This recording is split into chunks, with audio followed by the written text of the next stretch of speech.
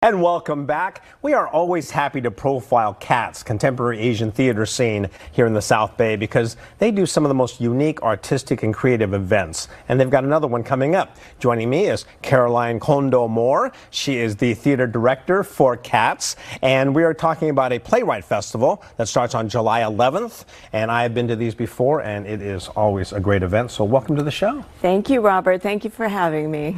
Now, this is the third playwright festival, and it kind of sounds like you kind of know what you're talking about, you know, when you hear Playwright Festival. But give us a quick overview in terms of what's happening on July 11th, because the first two were sold out. So yes, I'm not even sure if people can still go to this. But well, we're anticipating another sold-out event, and the Playwright Festival is really such a unique opportunity to see brand new works by AAPI artists, from playwrights to directors to actors, and all of the works uplift and amplify AAPI voices, which is really so important and at the heart of what we do at CAT's.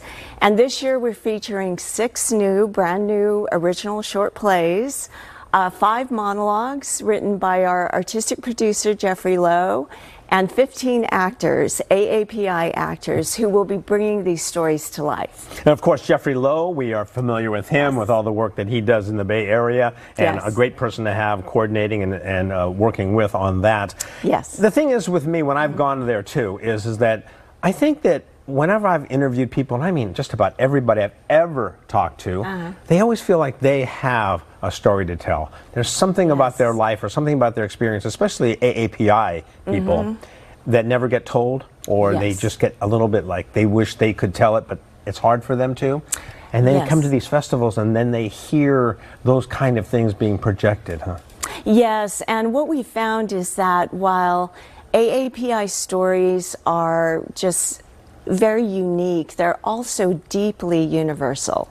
They touch on themes, universal themes like family, identity, belonging, resilience, and hope, and something everyone can relate to. And you know, what's happened in the past is there just hasn't been a platform to tell these stories. And again, one of the primary missions of CAT's is to provide that platform so AAPI stories and voices can be heard and seen. Now, I've been involved with and obviously attended many of CAT's film festivals, you know, the Asian Pacific American Film Festivals.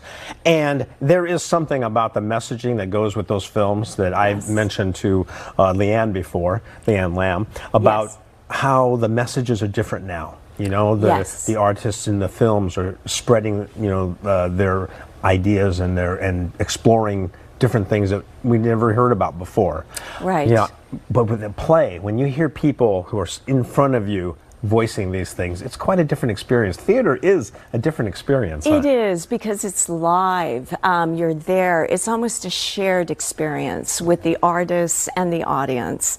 And it's so creative. You know, we've had subject matters ranging from aliens to rice to family. So it gets very whimsical, it gets serious, you laugh, you cry, but most of all you just deeply resonate with the stories that are being told. And it's almost like AAPI stories are changing because artists are feeling they now have permission to raise their voice and to tell their stories.